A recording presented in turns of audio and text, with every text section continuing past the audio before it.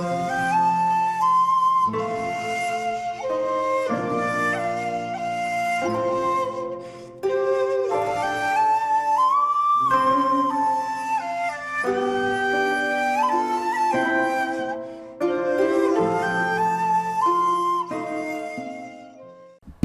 there, this is Solitary Run from Solitary Run Films, and welcome to part 4 of my Joseph Losey season.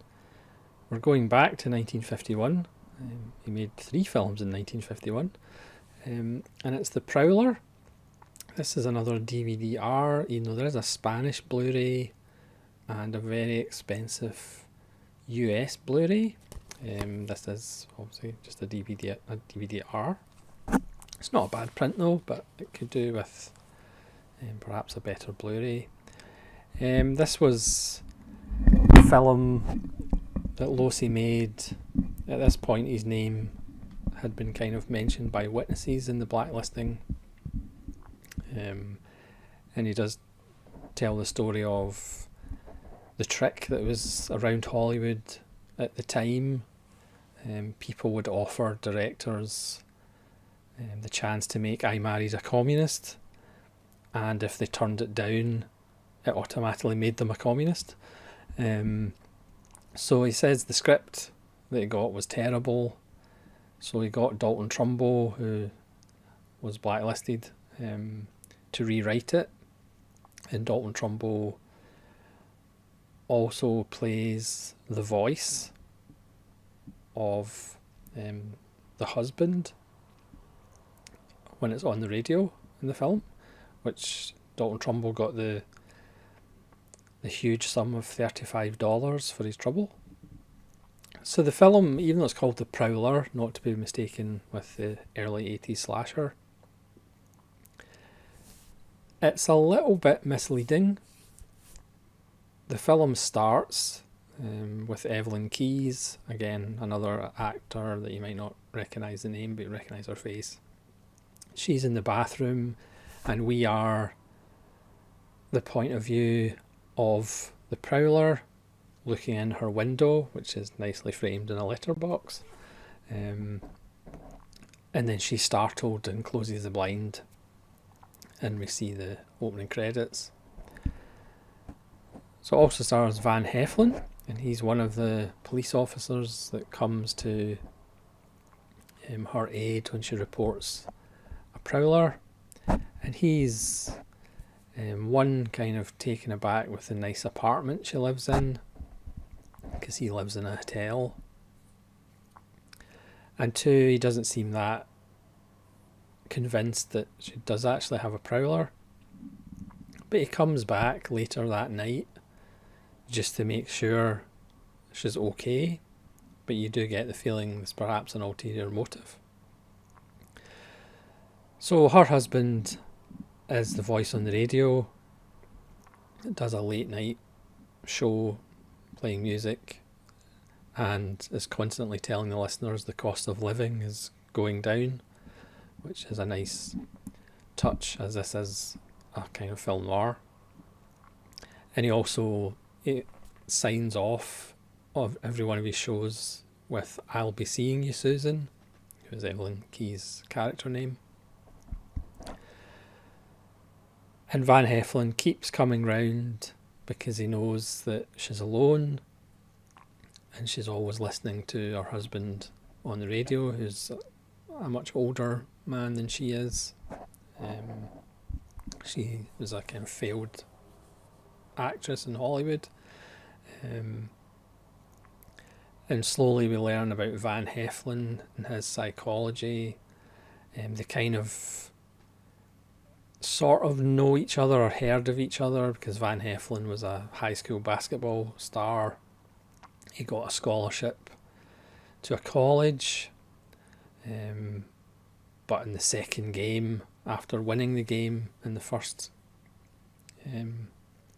game, the second game he was benched to kind of show the team about teamwork, and he had a huge fight and pretty much showed up the coach, which the coach told the athletic director, and Van Heflin had his scholarship removed, and that was him back to the poor side of town, with no, college scholarship. So he's ended up being a cop, which he hates. He views being a cop as one of the lowest rungs on the ladder. Not the lowest lung on the ladder. That probably is the 1981 slasher film. So he is not happy about being a cop. He's dissatisfied with his lot. There's wonderful little character details. He's proud of being a sharpshooter. In his hotel room, he has one of those targets, with the torso and head, and where he's shot the bullets, which is a mass grouping at the heart and a few in the head. He sits around reading muscle magazines. So he's dissatisfied, wants more material things, wants more success. He has a dream of owning a motel in Vegas. And one night when he's over, with the help of Susan to get more cigarettes, he kind of breaks into the desk of her husband to get cigarettes. But he comes across the husband's will. And then when Susan comes back into the room, he kind of hurriedly shuts it, but he's obviously seen the details of the will. And then they kind of start an on-off relationship. Susan is kind of trapped. She doesn't really get out. Her husband knows where she is because he's listening to the radio. So she doesn't really have much of a life. They don't really get on. She wants kids and her husband can't have kids. And obviously Van Heflin wants what he saw in the will and wants a better life for himself. Very much like on Dangerous Ground, he has a kind of older partner who has the wife, who kind of has a more philosophical view in the world, whereas Heflin is essentially playing a sociopath, and he just wants what other people have. So he has this on-off thing with Susan. Says he's going to Vegas, and she has to be on the plane, which she doesn't, and then he drops her, and so she's desperate to be back with him. And then he fakes a Prowler visit, because the husband at this point has got an inkling there's something going on, and he's quit his job, so he's at home more. So Van Heflin's character stages a kind of Prowler visitation, and then turns up, and you can probably guess what happens, and then that leads Heflin and Evelyn Keyes off on the run, and again something happens which means they can't really be found or seen, or people will add two and two together and realise what has been going on and what has happened. Again, this was another film that Losey shot in 19 days. His assistant director was Robert Aldridge again, which is the same as M.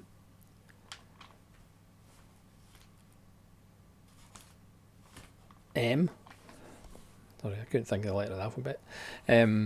So Robert Aldridge was the AD on this as well. Again, Aldridge wouldn't make his directing debut until 1953. It's another tight little melodrama / film noir. Heflin, who usually is the kind of wholesome good guy, is really quite nasty in this film. It is a wonderful performance, even though you'll probably hate him throughout the whole film a little bit too much. You could argue that's perhaps a little flaw, that he is so much of a psychopath. This was Losey's favourite of his early Hollywood films. Again, he uses, this one is a bit more studio bound, but he still uses nice locations, especially when they get out of the city. And there's again a real feeling of paranoia and isolation. And again, very much like all these kind of films, it just ends fairly suddenly, but it's still satisfying. You just don't get all the loose ends, because again, films like this, that kind of budget, they didn't really think about tidying up all the loose ends. It was just a satisfying conclusion, whichever way you want to look at it. So another solid early work by Losey, but at this point he was already being named. He would do The Big Night, also in 1951, which I'm not going to cover, before he would end up doing his next film in Italy. And then during that, he would be called to the Committee of Un-American Activities, which he never went to. And then he ended up going to England. So 1951 was kind of the last kind of year before his exile started. And The Prowler, which, yes, does a slight misleading title, is another tight, enjoyable little Losey film. It's well worth a little look. Not a great film by any stretch of the imagination, but again, solid, nicely shot, and with a really great Van Heflin performance that's a little bit against type. And another interesting addition on the Joseph Losey journey. So thanks very much for watching. Let me know in the comments below if you've seen The Prowler and what you think of it, and hopefully you'll join me again for part 5 of the Joseph Losey journey. This is Solitary Ronin from Solitary Ronin Films. Staying very well.